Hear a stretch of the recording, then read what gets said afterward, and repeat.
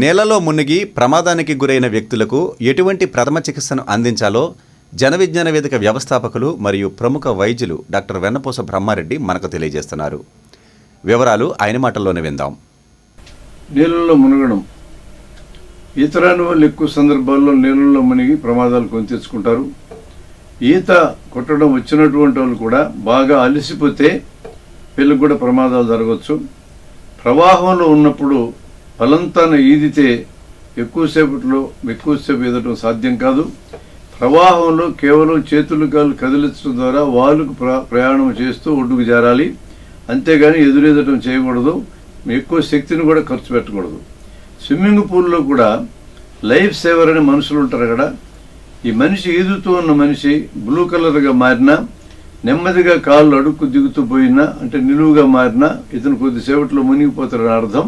వెంటనే life saver నీళ్ళలో దూకి ఇతను బయటికి తీసుకొస్తాడు.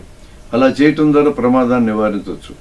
పసిపిల్లలు ఆడుకుంటూ ఉంటారు తొట్ల దగ్గర, తల్లులు బట్టలు ఉతుక్కుంటూ ఉంటారు.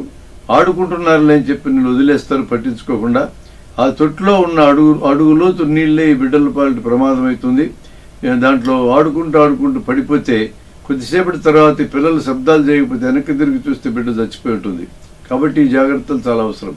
కొంతమంది పిల్లలు ఎక్స్కర్షన్ అనే పేరుతో నదుల్లోకి వెళ్ళి ఈత వచ్చి రాక నీళ్ళలో దూకుతారు. అక్కడక్కడ సుడిగుండాలను ఉంటాయి. మునిగిపోతే ఈదుకుంటూ బయటికి రావడం సాధ్యం కాదు. అందువలన నీళ్లలో ప్రమాదాలు జరగకుండా ఉండాలి అంటే ప్రతి విద్యార్థికి తప్పనిసరిగా ఈదటం నేర్పించాలి.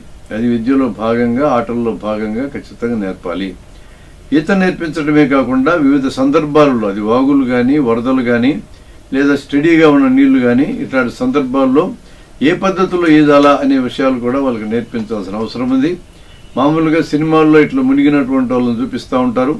ఎప్పుడు హీరోయిన్లనే చూపిస్తారు. ఎందుకంటే తడిసిపోయిన హీరోయిన్లు చూపించాలనేది దర్శకుడు కోరిక. కాబట్టి ఎలుకలా పడుకోబెట్టి పొట్ట నొక్కుతారు.